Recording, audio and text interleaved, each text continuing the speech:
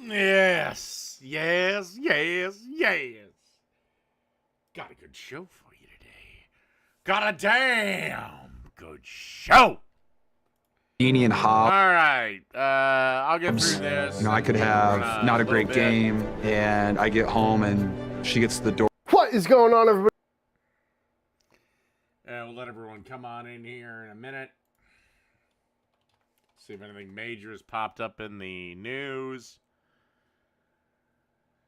Prime Days, Bad Buddy, Jon Stewart.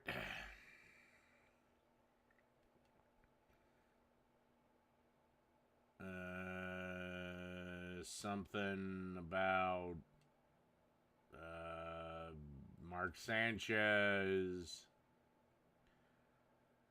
I don't really care about JoJo Siwa or Siwa or whatever the fuck that dumb bitch's name is.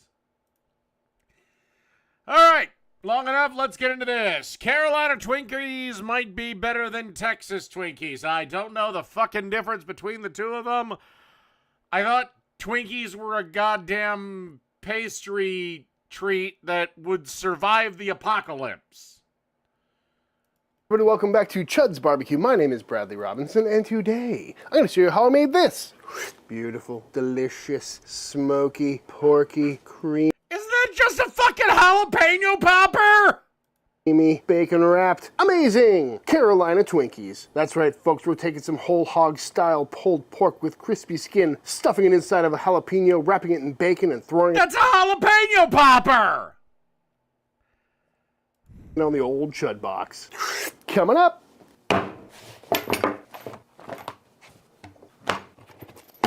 This is a pork belly. Not to be an ass, but isn't pulled pork traditionally made with a pork butt, not a pork belly? Pat it dry.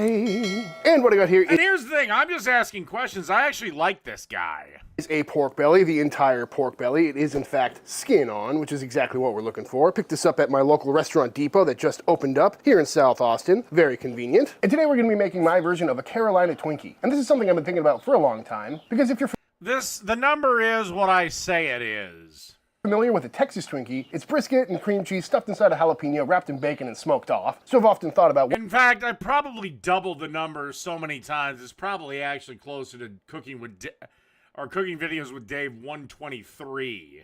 What would other styles of barbecue look like in Twinkie form? And then the other day I hopped on YouTube and I saw Meat Church dropped a video called Carolina Twinkies, and I'm like, dang it, he beat me to it. But when I watched his video, he was making a recipe that he had at another restaurant, which was pimento cheese and wrapped up in sausage, kind of more like an armadillo egg, which did look absolutely fantastic. I'm gonna have to make that at some point. But for my version, we're gonna stick a little bit closer to true Carolina style barbecue. And in the Carolinas, they're doing a lot of whole hog barbecue with that crispy skin, that nice pulled pork, mop sauce, vinegar bacon. Yeah, again, pulled pork, I thought it comes from pork butt, not pork. Again, I'm curious to see pork belly, but it's just a lot fattier than even pork butt. Sauce at the end, and I think that with some cream cheese in a jalapeno wrapped in bacon, all cooked on a direct heat pit, sounds absolutely fantastic. But cooking an entire pit... Because where you get bacon from is pork belly. Pork belly is essentially uncured bacon.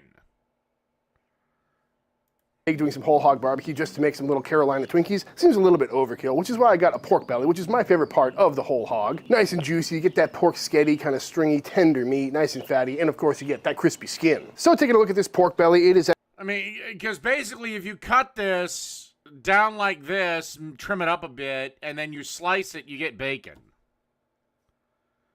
Absolutely gigantic, and we definitely don't need to cook all of this today, so I'm going to cut this down a little bit. But before I do that, I'm going to take a look at it and trim it up a little bit. Any bits of this unnecessary fat can come right off. And sometimes when you get a pork belly, you'll have this extra muscle right on top. You can see this, how it just kind of wants to pull away. It's just held on with a little bit of membrane, probably some spare rib meat or something like that. But I'm going to go ahead and zip this off now because it just wants to peel up anyway, and that'll just fall off on the pit and not make for very good pork belly. So just following the natural seam. We'll keep this meat for sausage making, make some breakfast sausage or something like that. But you could leave it on just might affect your presentation a little bit, might burn up a little bit on the cook. Stretching this out a little bit, that's looking a little bit more even. We've got this big membrane on the back. We could try and take this off if you feel like it. I'm not really feeling like doing too much butchery today, but while I'm here, might as well get this cleaned up. But definitely a good looking pork belly. Good. I don't feel like doing too much butchery today. Watch me as I butcher the entire fucking thing. Amount of meat on there, very fatty. Obviously it's pork belly, but when you're picking through these at the store, try and find some meaty ones. That's looking pretty good, pretty clean. But if we take a look at this side, got a whole bunch of fat right there, so I'll probably zip that off because I probably wouldn't make a burger entirely out of bacon meat because it's so salty, it's so fatty. I don't even know if it'll hold together.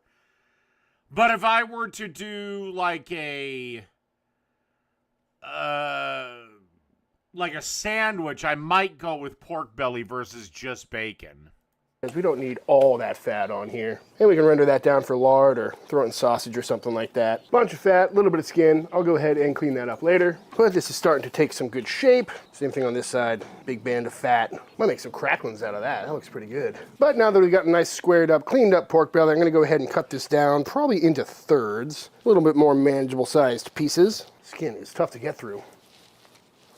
And now we've got 3 beautiful slabs of skin on pork belly. I'll back seal 2 of these and keep them in the fridge for the next time I want crispy belly, which probably won't be too long because it is so dang tasty. But with this big chunk of pork belly, looking like bacon already, what I really should do is park this in the fridge uncovered for a couple days to let this skin dry out a little bit, but I already didn't do that, so we're just gonna hope for the best on this one. What I am gonna do is kind of come through and scrape it a little bit, try and get any extra moisture out that I can. You can see it's starting to collect on the knife a little bit. Chud scrape. Not really sure if this does much, but it's looking drier, so that's a good thing. And if you wanted to, you could go through and poke some holes in the top. That can sometimes help the fat kind of render through for the crisping up process, but I've done it both ways, don't really notice that much of a difference. I've tried the jacquard in the past, but you have to pound it so hard to get through the skin that you end up flattening the pork belly and it gets really thin, so just a couple little knife holes if you're feeling up to it. And then we'll go ahead and flip this over and get some seasoning on this meat side. And today I'm going on with some good old-fashioned chud rub, our all-purpose rub, the OG. This rub is like 10 years old at this point. And we'll just get a nice dusting all over the meat side. Although I guess it's really not necessary for this cook because we're gonna be making pulled pork out of this, so we can chop it up and add more seasoning later, but we might as well start building those layers of flavor. Don't forget the sides, but try not to get any on the skin. And that is looking pretty much perfect to me. Let's go ahead and fire up the pit.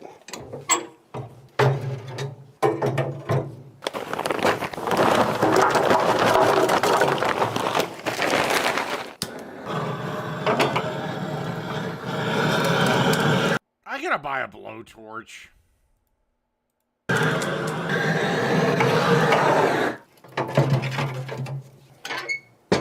No, it's not pulled pork. It's basically pork belly.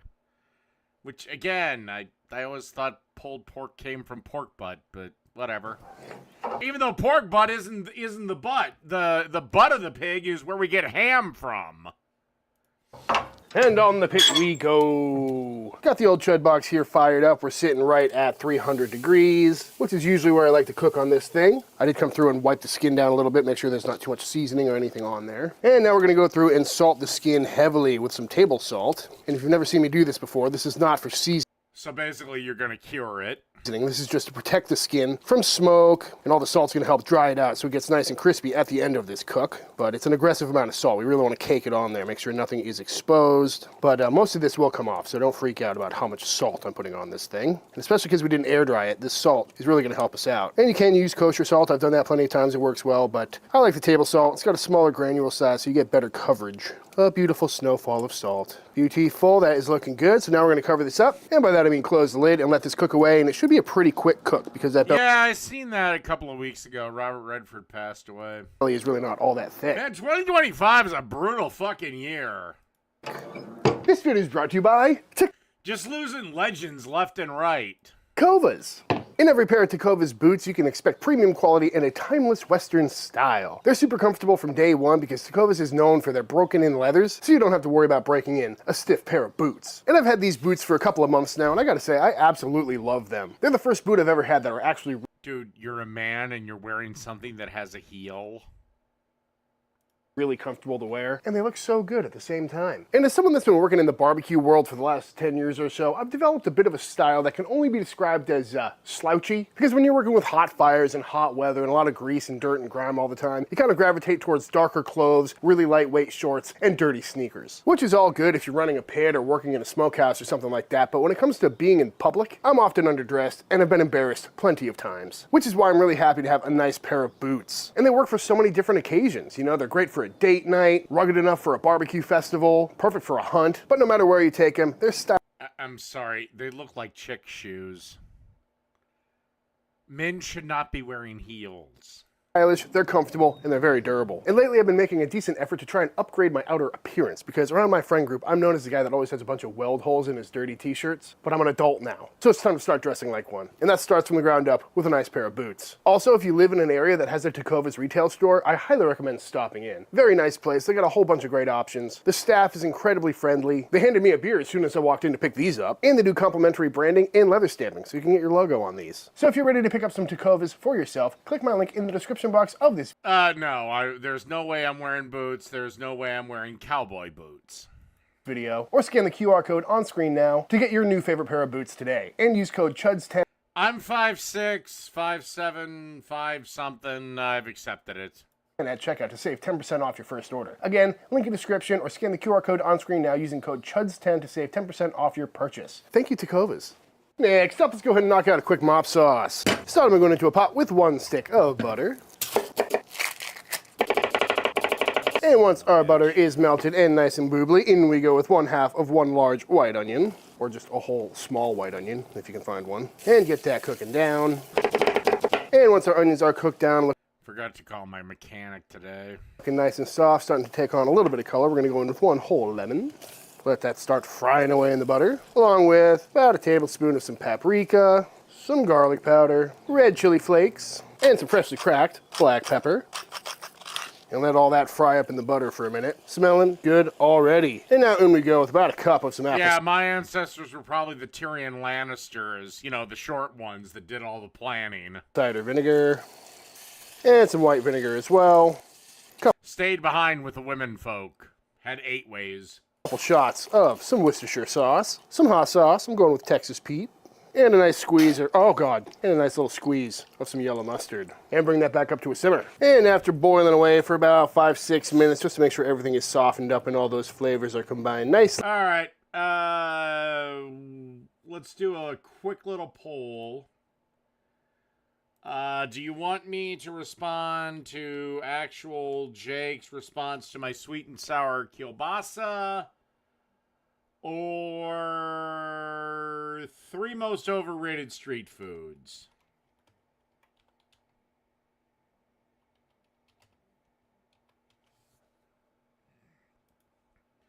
And we start the poll. We'll go ahead and You have until the end of this video, whenever I cut it off, to vote. finish it off with some beer. Oops, but not all of it. You gotta save some for Papa. And just like that, our beautiful simple mop sauce is done. We are about 4 down to the fucking wire. hours into this pork belly cook, and I probably could have flipped this like an hour ago, but I got distracted. But let's see how it's looking. Salt should be able to come off in 1 clean sheet. Oh yeah, hog salt. Save that for putting on a steak or something. But clearly the salt has All right, I might do that. done its job. The skin is looking nice and clean. Because, yeah, the second he said hog salt, I'm like, son of a bitch. I'm gonna go ahead and give that a little wipe, make sure there's no extra salt on top. And all the little holes I made are definitely working because there's some fat poking through already, which is a good thing. Means we should get some extra crispy skin. So now we're gonna go ahead and... Really? McDonald's route the fucking Monopoly came back? What are they, nostalgia desperate or just desperate, or they think it's gonna work? Flip It this worked once. It was a novel thing. over. Oh yeah, feeling nice and tender. Beautiful. Little dark, probably should have flipped that like an hour ago, but should be fine because we're about... Well, no, because I'm so much shorter than my fellow Vikings, I'd probably be Tyrion Lannister. Peter Dinklage, the goddamn dwarf. to soften that up with the mop sauce. So now periodically over the next probably hour or so, I'm gonna come through and just mop this every now and again just to add some wonderful flavor, add some more steam to the pit, which is gonna perfume the meat. And this vinegar heavy sauce is gonna kind of cook on and give us that really nice direct heat, kind of salt and vinegar vibe that Chud Box cooks are known for. And I'm gonna say it now, just in case it happens, but oftentimes with mop sauces, it'll kind of roll under to the edges of the skin. And look, what the gloves do is they prevent you having to wash your hands 7, 8, 9, 10 times.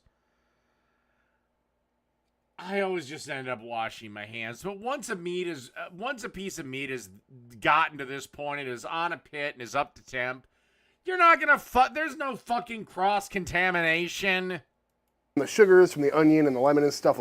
It's just when the meat is in its raw form. Kind of burn up a little bit. So if we get some black spots on the exterior of this thing, just know it's probably the mop sauce. But either way, this shouldn't take long. I just reloaded. Well, Power Falcon, you typed in Tywin. Tywin is the old man, the dad. Tyrion is Peter Dinklage. Tywin was played by Charles Dance.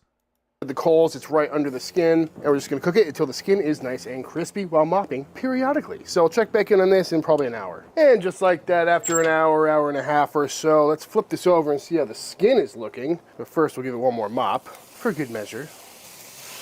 Oh yeah, that looks good. Definitely looking crispy.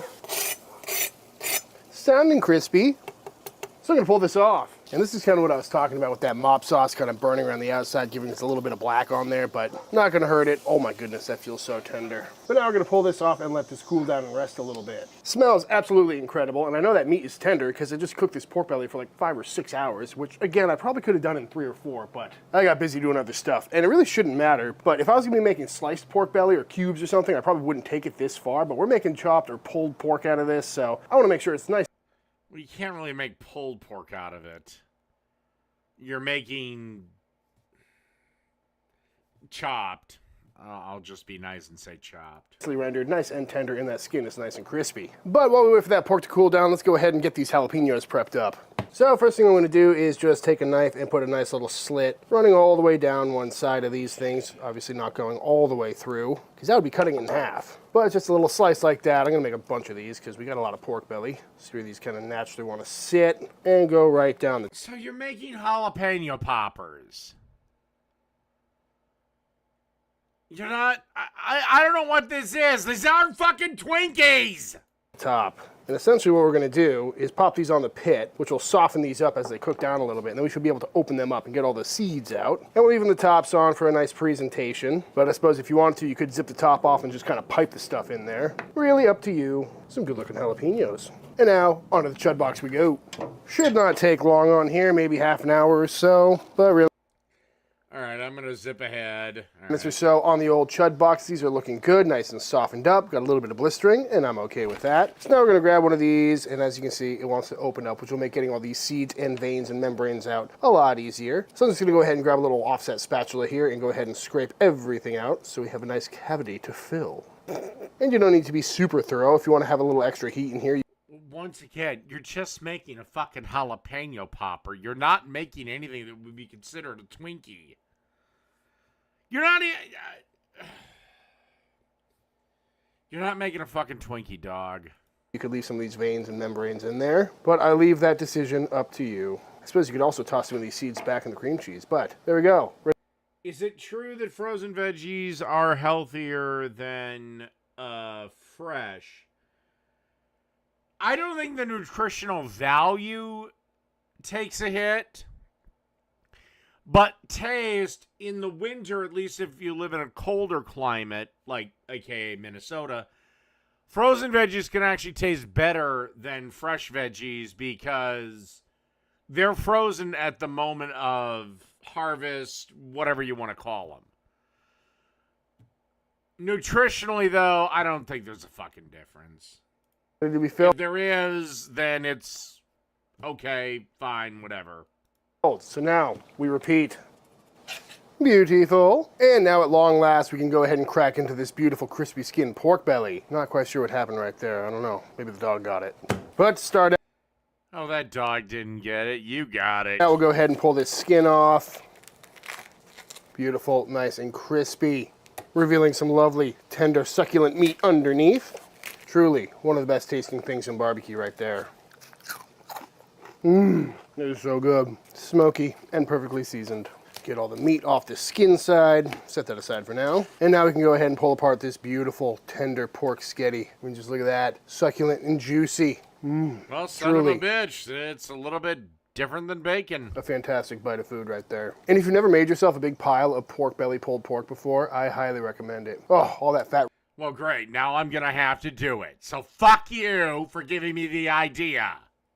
Renders down, so it's a lot less rich than like a burn end or something. But it's still nice and tender. You get all that. No, pork belly is what bacon is from, but bacon's been cured. Pork belly hasn't.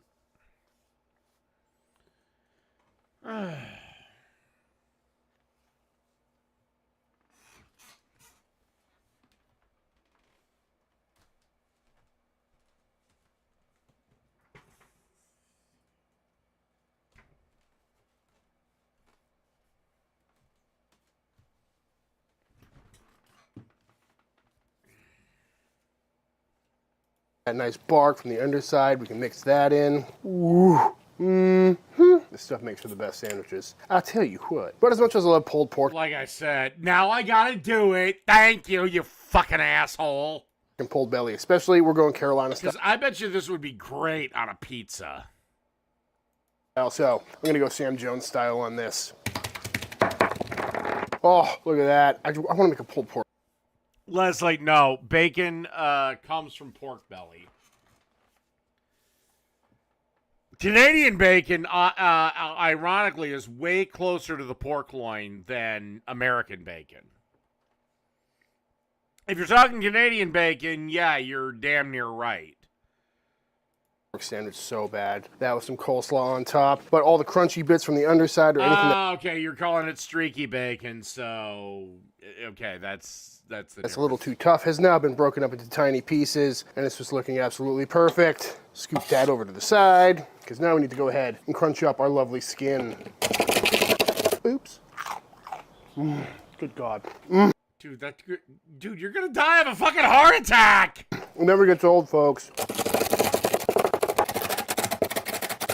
And now we're gonna fold this right into the pork. What a magnificent sight. Actually, to me, Canadian bacon looks like a goddamn cured pork loin than ham. I know it got the nickname ham in Canada. I don't know how the fuck that works. But to me, it looks like somebody cured a pork loin and then sliced it thin and called it Canadian bacon. And at this point, you can go ahead and taste this for Now, seasoning. here's the thing. I like Canadian bacon. I love it on pizza. Oh yeah, that was so good. I think it needs a little bit more acidity and a little more heat, so I'm just gonna go ahead and put some more mop sauce on top. And if we get some onions or extra butter in there, then oh no. Bring that out a little bit. You could hit this with some straight up apple cider vinegar or some more hot sauce or just salt or whatever you need. Look, I know very little of Canadian bacon. I do know the composition of a pig. I just know Canadian bacon comes from the back, whereas American bacon comes from the belly. And just the way Canadian bacon looks, it looks like a pork tenderloin. Again, I like Canadian bacon. Is it as good as American bacon? No. Or streaky bacon, as Brits and other people call it? No. But it is damn good. But I can tell that this is going to be super tasty. And a minute since I made a good pile of chopped pork like this, but I'm loving how that's looking. Taste test. Yep. Damn, that was good. Honestly, needs a pinch of salt. Even though we salted the hell out of the skin, it didn't make it into the meat, so we really only seasoned one side of this pork. So, taste and adjust, folks. That is actually good advice. Taste and adjust. Yep, that is perfect. That's why it's like when I make dinner for friends, family, whatever, I'll serve the meal, and they're like, "Well, aren't you going to eat, Dave?" It's like, well, I've been eating since fucking 2 o'clock this afternoon. Because you're constantly taste testing your shit. And now to make our cream cheese filling. So I'm going in with our softened cream cheese. Perhaps a little too softened. Again, you're just making jalapeno poppers. All right, I'm going to move on to the 3 overrated street foods. Oh, what the hell? And then I'll get to the end of this. Blah, blah, blah, blah, blah. Just your regular thin cut bacon, not the thick cut stuff, because it's got a little more stretch to it, and it'll crisp up a little bit easier. And simply enough, we're just going to do our best to get some full coverage and bacon wrappage. Oh yeah, look at that. Beautiful. Just like that. The stretchiness of this bacon really... So again, he's just making jalapeno poppers. He plops them on the grill, and boom. Seeing how it's pulled pork wrapped in bacon, but that Chud Box flavor, that direct heat... And look, I'm sure this is delicious, but this should literally be called pulled pork jalapeno poppers. I don't know, it's one of my stickler things. All right, let's go to the 3 most overrated street foods from Detroit 75 Kitchen. Overrated street foods in the world. Number 1 is banh mi. I have tried them from a lot of places.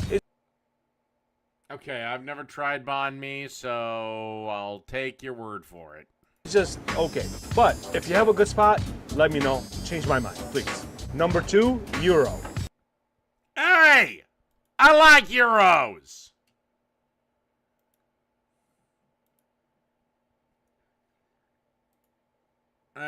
This one's not going to have enough time. One thing that I just hate is prepared meats. It's all the way down at the bottom list. It's one of the worst. And what the hell are you talking about? Yeah, it's prepared, but it's cooked right there. And I've never had a dry gyro. I don't know, maybe the gyros you got sucked, but mine were awesome. Number 3, ramen. I know, I'm not fat for nothing. I've been around. I tried a lot of different places. Some of it is okay. Most of it is just garbage. It's overrated because I just see... Well, the problem is with ramen, a lot of people, all they want is noodles and broth. Which, by the way, with at least... I can't speak for every ramen place, but generally with ramen noodles... Especially the Instamake ones you pick up from your grocery store, the dried ones. There's no nutritional value in the fucking noodles. Like, there's nothing. Unless you need a severe sodium injection, there's nothing.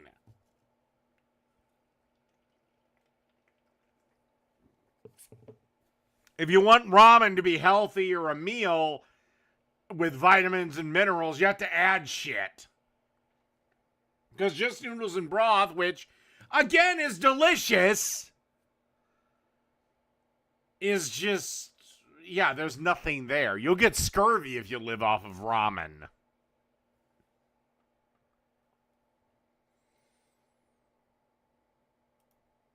All right, now we're going to do Sam the cooking guy, but I'm going to do another poll. We're going to put Jake back into the gauntlet.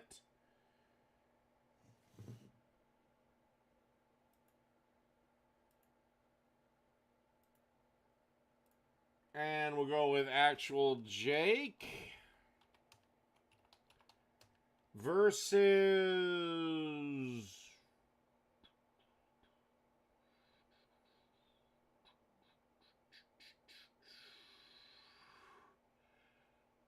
Chipotle meatballs.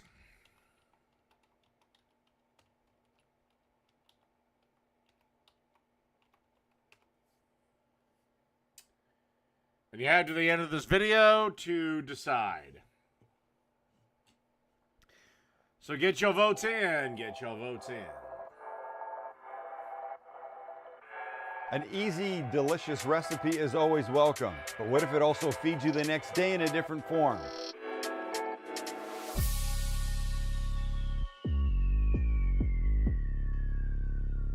You've got what we're making today.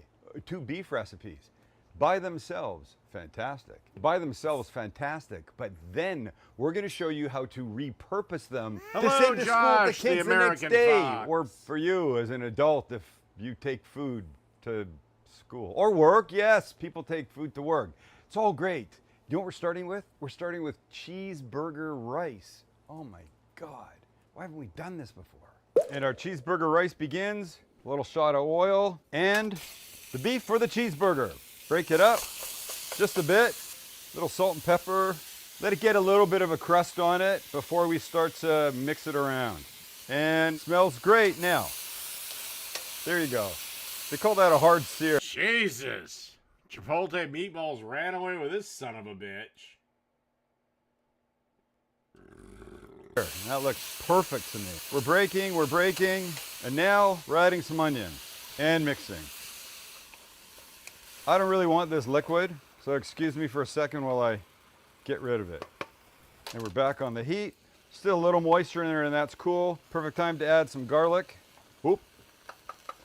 More than I was expecting, but it's gonna be delicious. We mix. Now we add All right. little Worcester. That's for depth of flavor. Quick stir. And then a couple classic burger toppings. Some Tommy K, ketchup, and some moutarde, as they say in Canada. And we mix. I'm getting distinctive. Who the fuck calls mustard moutarde? What is wrong with you? What is wrong with Canada?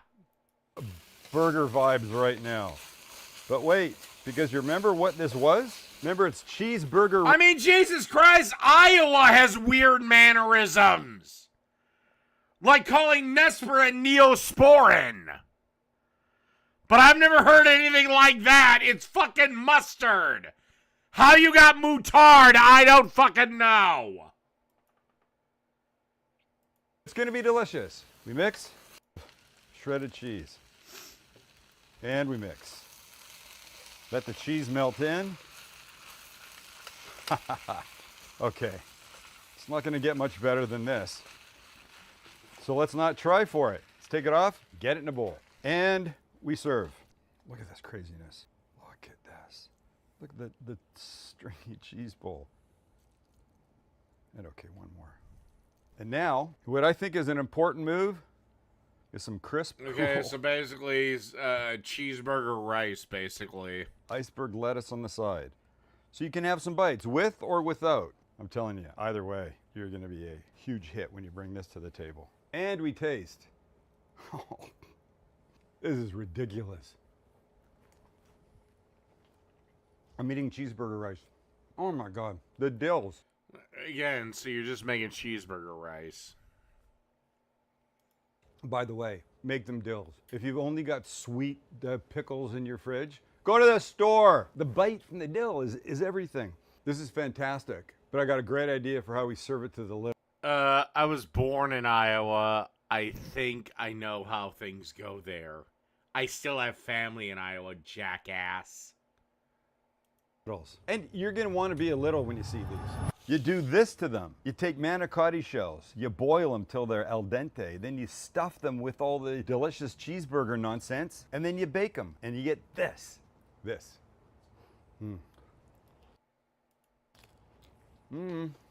So you got cheeseburger manicotti. Do you hear the crunch? But this is one of two. The next one is, well, there's more beef and more deliciousness. See that? That's a super hot pan. It's actually a wok, but it doesn't really matter. I want to sear the beef quickly, but I don't want to do too much, so I'm going to do it in 2 batches, like this. Separate it as best you can. Nice. Too much all at once, it won't cook this beautiful searing style. So we give it a couple minutes, and then out we come. Oh, I forgot. No, Rammstein's from Germany, dude. They sing in German. You're thinking of Slipknot. Slipknot's from Iowa. And they don't wear face paint. They wear, well, okay, they might now. I haven't followed them for a while. But no, they wear masks. They're the band's gimmick, at least in the beginning, was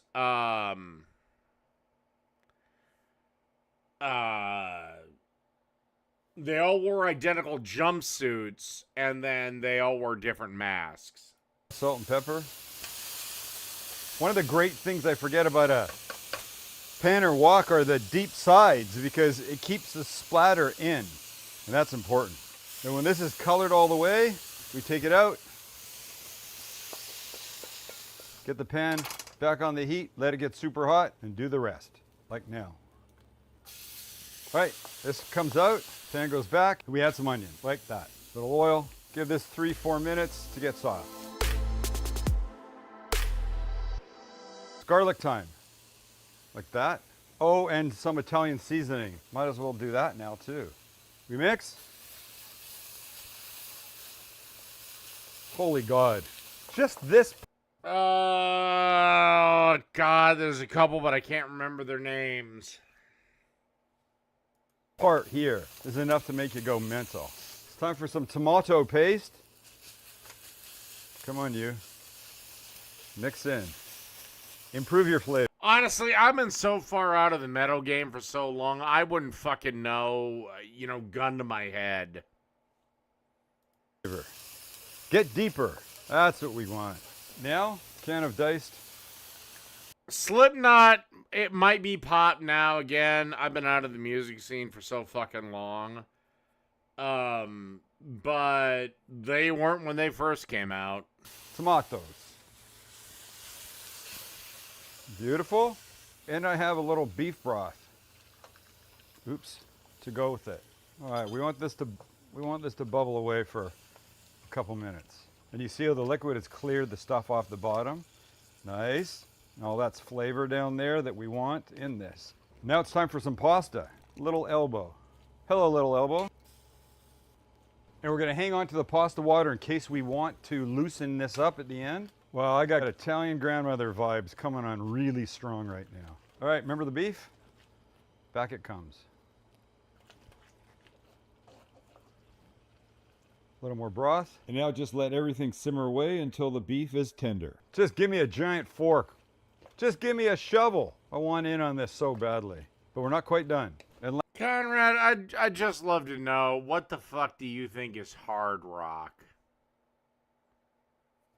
Just so you know. Just to, because again, a lot of these people, a lot of idiots think that just because somebody plays fast, they're good.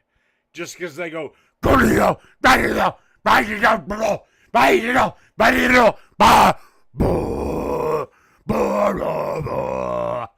good. They're not. last but not least, some shredded, oh my hand, is that good in my hand gloves right there? Some shredded mozzarella, and we mix. Wow. Cheesy, tomatoey, beefy, delicious. Tell you what. All right, it's nuts. Let's have some. And we're good to go. Oh my gosh. Look at this. This is so beautiful. And how long did this take? Somebody, anybody. It didn't. Almost, look at the stringing. Look at the cheesiness. Goodness gracious. Hold on, let me fix that. I got to get that one piece off. And if it wasn't obvious, a little parm and a little parsley. And that's it. Stop the clock. Forget there wasn't a clock. Just know that this is fast and delicious. Oh my. Oh my. Oh my. Look at you, pretty. Holy F. And looks like Chipotle meatballs have won pretty handily. So I guess I'll just have to take my vote, the vote that matters more than anyone else. And after Chipotle meatballs, we're doing Jake. Sorry, my vote matters more. But we're going to learn how to make Chipotle meatballs. All right. This is from Rick Bayless.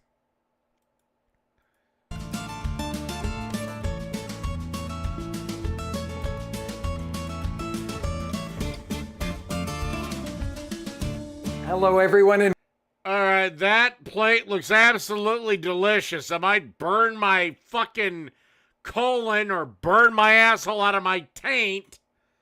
But I will eat the shit out of that. Welcome back to my kitchen. Today we are making chipotle meatballs, which is a recipe I think you should know by heart. Now, why? Number one, because it's really easy. You can make it on a weeknight. Come on now. He's married to a woman. Let's be fair. I don't know what it says about his marriage if she puts a strap-on and fucks him in the ass. Whether that makes it gay or not.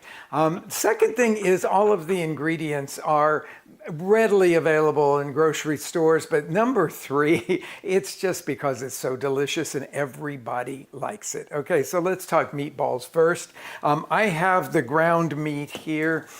You can make this with pork or with beef or a mixture of the... No, you can't make chorizo with beef. Chorizo has to be pork. I don't know what the fuck. Then it's just spicy beef. Two, I've got a pound here. Today I'm working with pork, ground pork.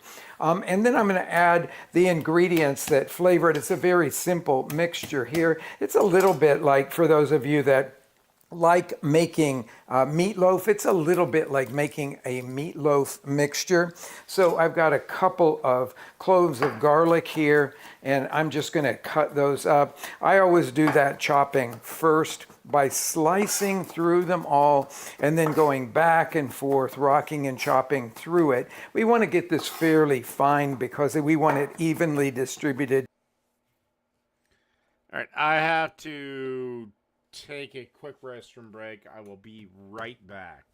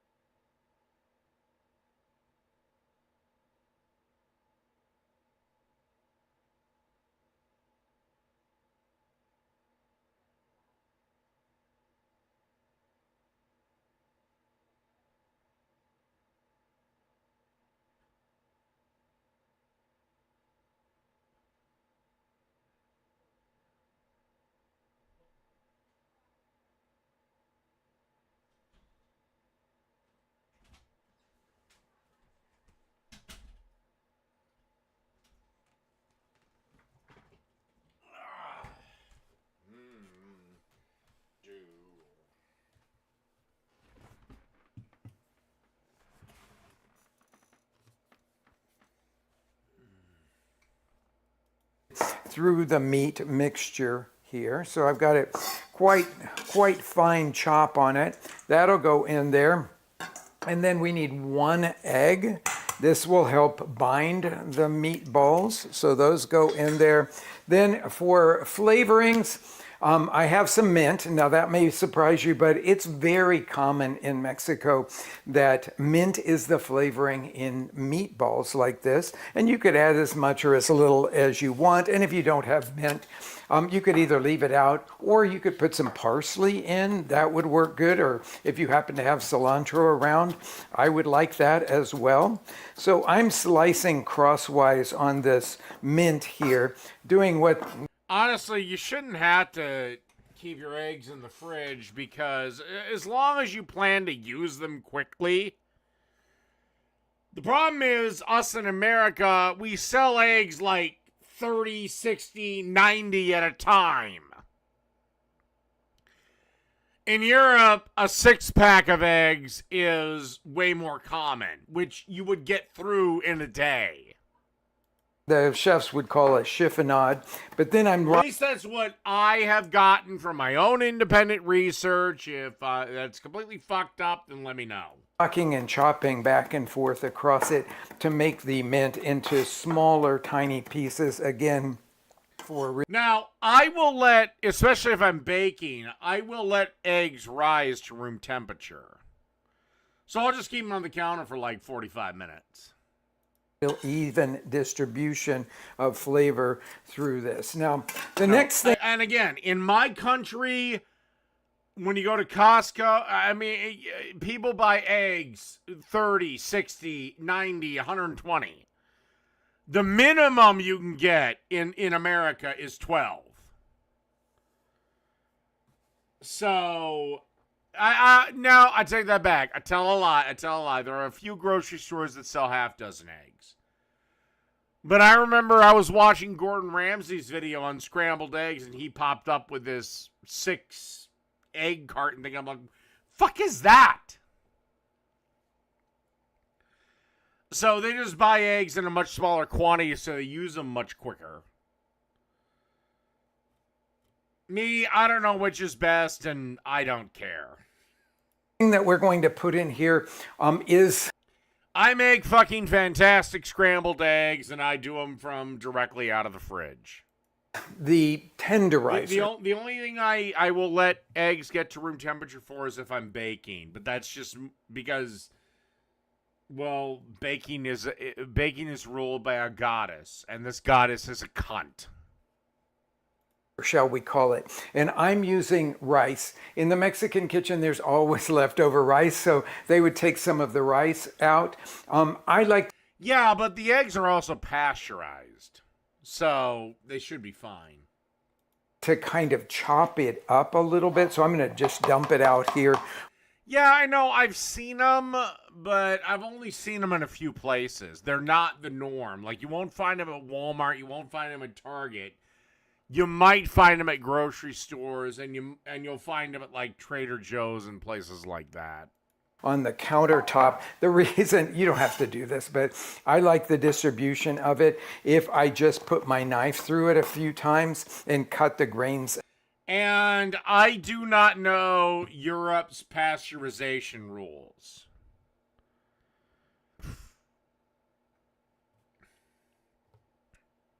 Maybe their eggs are fully pasteurized, which would, well, make it about as dangerous as drinking milk that had been left on the counter overnight. So basically not at all. Up so that they're not so easily visible and detectable when you bite into the meatballs. But if you don't have. Okay, well, then I gotta believe you, Power Falcon. I haven't seen them at mine. But then again, I live in Minnesota. I'm the one fucking state where Target is far more popular than Walmart. Rice. For consumers. And if there's another fucking state, then feel free to bring it up. Then you could use fresh breadcrumbs. I don't really like meatballs that are made with dried breadcrumbs. Instead, I like the fresh breadcrumbs. So I have no idea why he's wasting time with this and just not putting it in a food grinder and or his blender and just blasting it in there. that would be just taking a few slices of bread. You'll need about 3/4 of a cup of fresh breadcrumbs. I like to put them into the blender or a food processor and just let it run to make those fresh breadcrumbs now. Okay, so now we've got this kind of roughly chopped up. I'm not working on it too much here, and so I'll put that in here. If you don't put anything like the breadcrumbs or the rice in here, the meatballs come out. Unless it gets too fine in that. I mean, I don't know. I've never made meatballs with chopped up rice. I generally don't add a whole lot to my meatballs. It's generally just the only binder in there is the goddamn egg. I might add an extra egg if I'm not feeling it, but generally it's just the egg. If I do add breadcrumbs, it's the pre-made, finely shredded, diced powder, whatever the fuck. Quite dense and tough, so that's why you always put in your meatloaf or in your meatballs in some kind of filler like that to tenderize everything. Yeah, but be careful with that, because I had a video called Fluffy Meatloaf, and the recipe is completely fucked up. Like the damn thing didn't even, it fell apart. There was too much crap in it. Ingredient that I'm going to put in here is salt. And you need a teaspoon of table salt. That's fine ground table salt. I'm using the diamond crystal salt, which is twice the volume of regular table salt. So I'm putting 2 teaspoons in there. And then I'm just going to work everything together until it's very evenly mixed. Okay, everything is nicely mixed here. I'm going to press it out and then sort of roughly divide it up into 12 portions here. See how I can Just go by weight. The 12 portions and see if I can get these meatballs to be roughly the same. I can already tell you they're going to be completely different because the ones at the edge of the bowl are going to be much smaller than the ones at the center of the bowl. Size, and then take each portion and roll it. If you were doing this on a flat baking sheet, I might actually agree with you, but you're not. Now you want to use a light touch for all of this because if you keep pressing really hard on the mixture, the meatballs will come out kind of dense. So keep a light touch here. Again, this is where I find out how big you want your meatballs and just use a goddamn scale. Everyone should have a kitchen scale. They are very cheap, very inexpensive, but a fucking lifesaver. And if you want to follow a strict diet, they are the way to go because they tell you exactly how much food you're getting. Okay, we are finished now with the rolling of the meatballs. I'm going to go wash my hands, and the next step will be to fry these to brown them on the outside. Okay. Why would you wash your hand? You've already contaminated everything. I have a pan. This is a very large skillet over medium. What the hell was that he just put in the pan? It looks like fucking snotty vomit. Heat. I will tell you that this works really best if you have a 12-inch cast iron skillet. And now I'm going to put the meatballs that we have formed in here and start the browning process. So as they go in here, I will... Could you at least wait for the tallow, which is what I assume this is, to, melt? See them brown on one side and keep turning them over the next 10 minutes or so as they brown nicely. Now, when I first moved to Mexico City, I ate in a lot of these places that were called fondas, very simple, homey restaurants. And so basically, oh God, you're liberal fucking, fuck. Almost always, they would have on offer some chipotle meatballs. It is literally one of the most common things that you would... I've worked with a lot of Mexicans. They've never brought this dish up. By the way, that's where I found out how to make true blue tacos. It's a little bit of meat, it's a small shell, and it's like fried peppers and onions. That's a true blue taco. Never heard this chipotle meatball things. Maybe I'll have to ask them tomorrow. Find in a place like that. And why did they offer them? For the exact reason that I told you you should know this recipe by heart. Because everybody loves them. Okay. And also, Mexican food in true blue form is not that spicy. Is it spicier than white liberal mom's food? Yeah, but then again, they think pepper is spicy. Okay, so we have got those guys in there. I'm going to keep coming back to them and turning them. But now we're going to make the sauce that goes with them while those are browning. I typically do this with canned tomatoes because oftentimes, especially in off-season, you can't get very good tomatoes in the grocery store. And so this Well, Mexico has a perpetual growing season, and tomatoes are South American. sauce comes out lackluster. So if you use the canned tomatoes, and here I'm using diced fire roasted tomatoes, which I think have more flavor. And so I'm going to put the whole can of them in there. The chipotle is the easy kind of. Like I said, the guy that talked, he was an actual legal Mexican immigrant. Immigrated from Mexico, got his citizenship. No problem with him. But he's like, yeah, Jesus fucking Christ. You Americans, you love your, it's like, well, you're one of us now, so enjoy tacos that are the size of a goddamn car.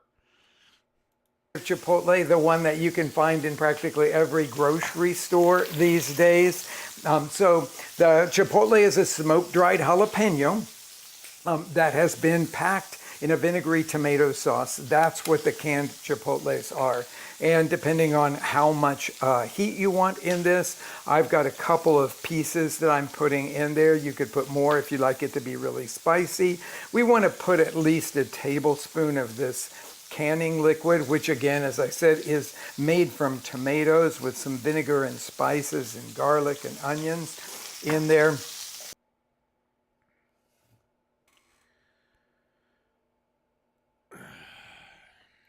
And now I'm going to put a couple of This guy is a Steven Reichland of YouTube. a couple of garlic cloves in here. I like to just simply mash them that way so that the papery husk comes right off of them. And then throw those guys in there. And then we need Mexican oregano as the flavor, or you could use parsley. I suppose you could use a little bit of the mint if you have it there, but typically it doesn't go into a chipotle sauce like this. If you get the Mexican oregano especially from the Mexican grocery store, it will come in the whole leaf style. So you have to take these little sticks out of it because they will be in there. What is left there after you've pulled the sticks out? Could you be any more fucking pretentious? I swear to God, I didn't think anyone could challenge Steve Reichland on being a pretentious cocksucking fucker. But my God, are you giving him a run for his fucking money? Holy shit. You just want to crush or rub between your palms like that. I think he may have beat him.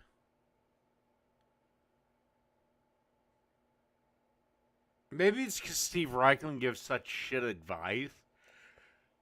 Maybe he's worse, but Jesus Christ, and just a pretentious cocksucker contest.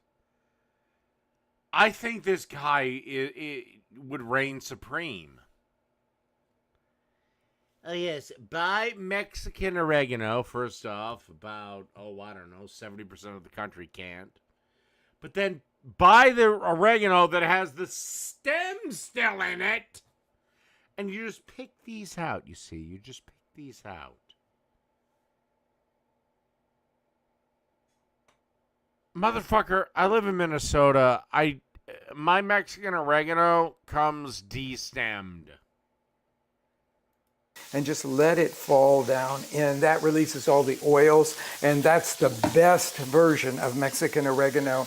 The stuff you find in a lot of the big grocery stores, even though it may say Mexican oregano, is often cut and sifted, so it's a clean product, but it also doesn't have nearly as much flavor. Okay, so now I'm sorry, he wins the pretentious cocksucker award. I never thought I'd meet somebody that would beat Steve Reichland at it. Steve Reichland is still my most hated. Just because he gives bad advice. So far, this guy at least has not given any bad advice.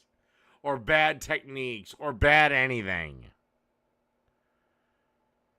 But Jesus fucking Christ. Could you be any more fucking pretentious? Now I'm going to make a kind of coarse puree out of this. And exactly, any oregano's fine. The difference between oregano and Mexican oregano is damn near nigh on undistinguishable, especially if you're using dry.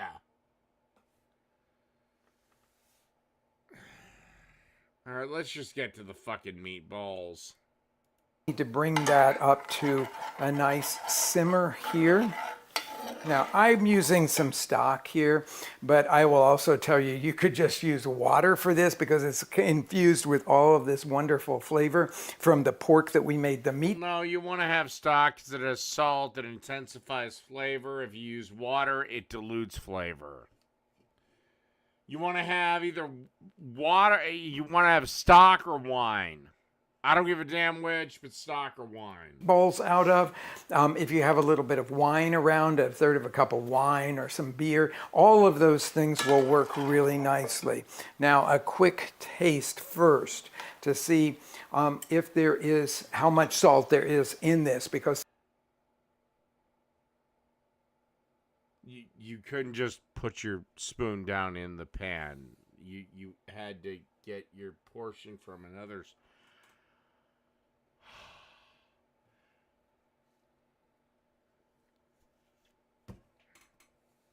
My God, the new king is risen. some will have leached out of the meatballs.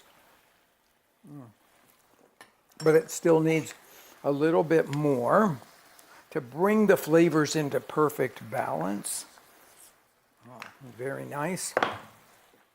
Okay, now, once we get that salt mixed in there, I'm going to pour the sauce evenly over the meatball mixture here. Beautiful. And then turn that off. I think a nice little garnish, since I have this parsley here. I mean, it's beautiful just the way that it is, but since I have this parsley here, I'll take a couple of sprigs of that. This guy has so replaced. I couldn't believe it happened, but it did. Steve Reichland, you might give the worst advice, but you're not the most pretentious cocksucker in cooking. Amazing! Finally, we'll wrap up with actual Jake. I don't think he covers me for that long. In football, you know. Butt pat thing in baseball? Oh, that does not just stay to baseball. Sorry to tell you, Stoudman. The butt pat is everywhere. It's worse in the NFL and football in general. Butt pat's everywhere and head pats, but I don't see the butt pat in baseball. Football, yeah, they got more spanking there than gay porno. I mean, guys don't realize how many butt pats and head pats they really want and get. I'm just saying. They're little creatures when you think about it. I think I'm going to watch Slow Cooker Sweet and Sour Kielbasa from the best cook I know, easily. He's the most accomplished chef I've ever met. It's Dave's Cooking Show. Welcome to Dave's Cooking Show. Oh, I'm not the most accomplished chef. I'm just better than you. I'm just better than you. You had your own cooking channel. You abandoned it. From its new time slot of 4 p.m. I'm watching that shit at 4 p.m. How many is it working? 69 views, nice. Maybe must be working. That must be working. Get into this, don't forget to like, share, and if you enjoyed the video and the content, make sure to click that subscribe button. Now that I've gotten my menu. Am I subscribed to Dave's Cooking Show? Hell no. Jake, an irreparable wound has been placed on my heart. For YouTube stuff out of the way, let's get into this. Today, we have a slow cooker sweet and sour kielbasa. Kielbasa. And it starts off by melting 6 tablespoons of butter in a frying pan. And then we're going to add 1 large onion that I've sliced up. The slices are about a quarter. The method to is half an strange. inch, give or take. The method is All right, definitely and then we're odd. going to go until the onion. Okay, my method is off. Now, are you going to give us your method of how you would make slow cooker sweet and sour kielbasa?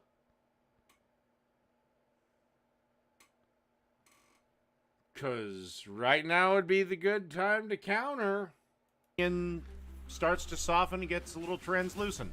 All right, I'd hit it with a little salt and toss it around in there. Because I've already countered several people and how I would do shit differently to them, but To make sure it gets good coating.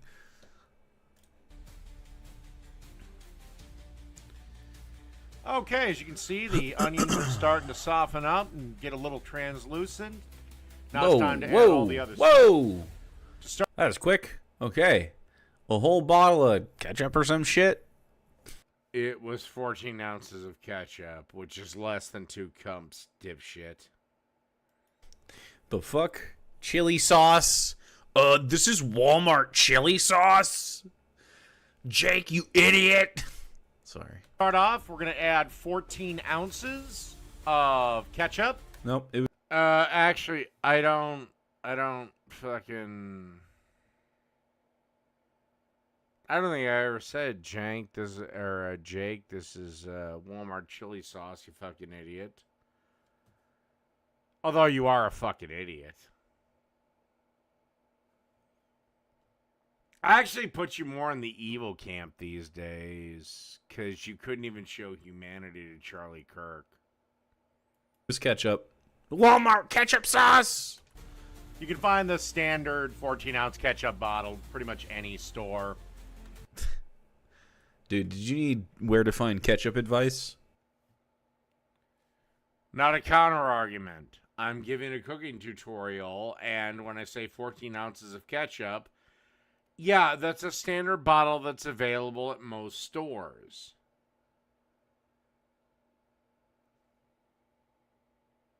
That's not an argument, dude. Me either. That's not a counter. You dumb fat piece of shit. I'm glad that he added it though. Alright, ketchup. Let's go. Perfect. Delicious. In every way.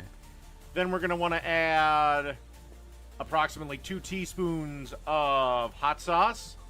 A lot of bottles here. Okay. And then What is Why is it so splashy? It's all on here. teaspoon and a half. Because unlike you, I throw my stuff down with force because I'm a man, not a bitch. Do you have any actual counter arguments, or are you just going to comment to me how you think I suck? Because that's not actually a counter argument, you dumb, stupid son of a bitch. Half of spicy mustard. Okay.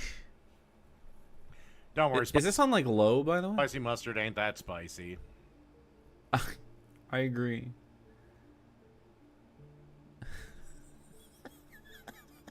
Then we're going to add a table. Why even use it?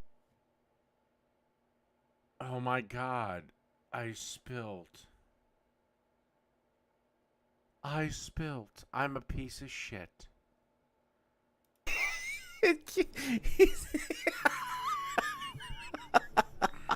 we're going to add a table. Why you? That's not a counter argument, Jake. Okay, you laughed at my screw up. But that's not a counter argument, you dumb fuck. Is it? He's not even like taking the time anyway. It's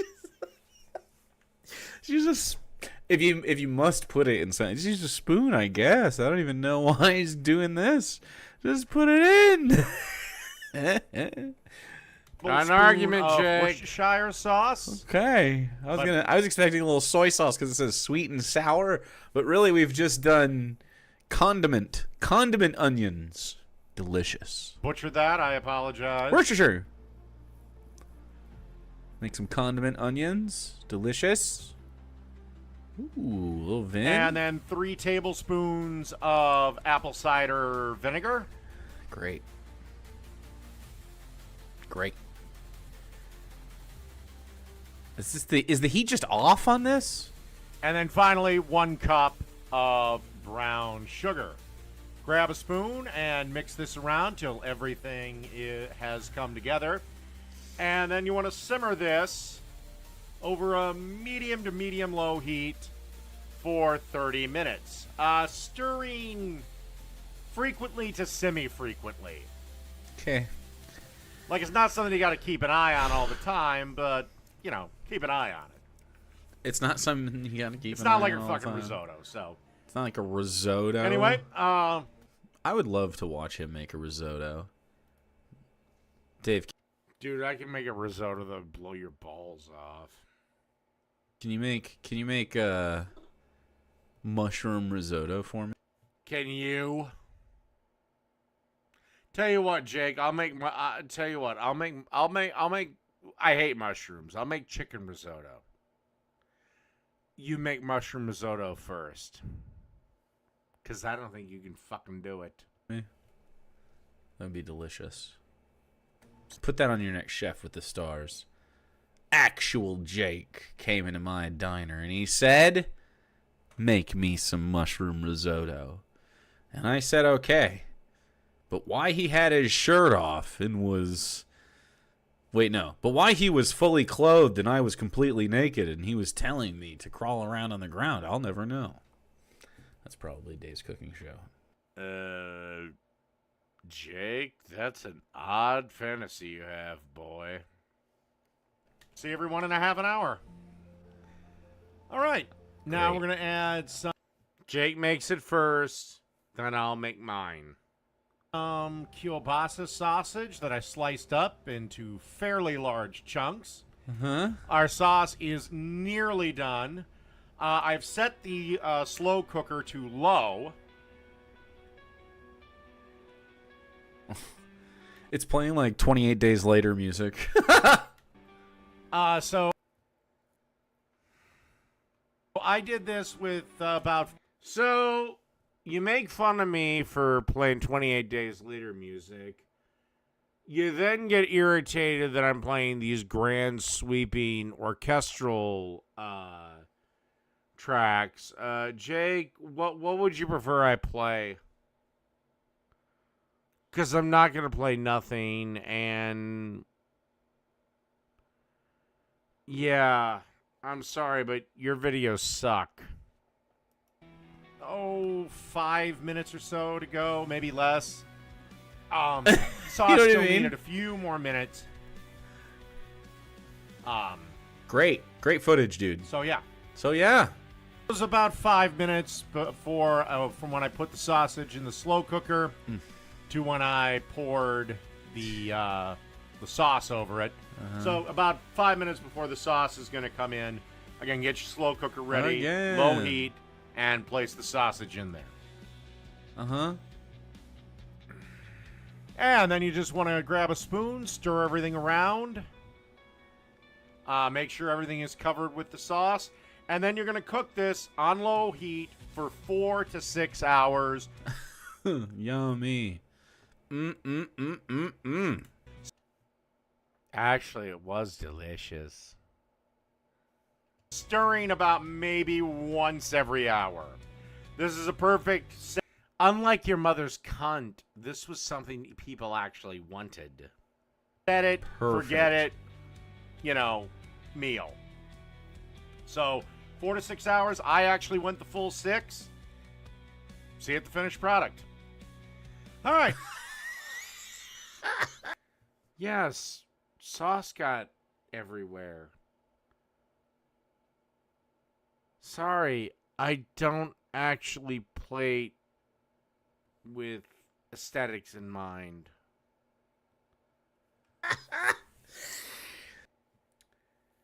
Any counter argument? Do it better. Where's your better recipe? Oh, that's right. You had a cooking channel. And it completely failed. And you're pissed off about it. Anyway, that's the show for tonight. Good night, everybody. I am an equal.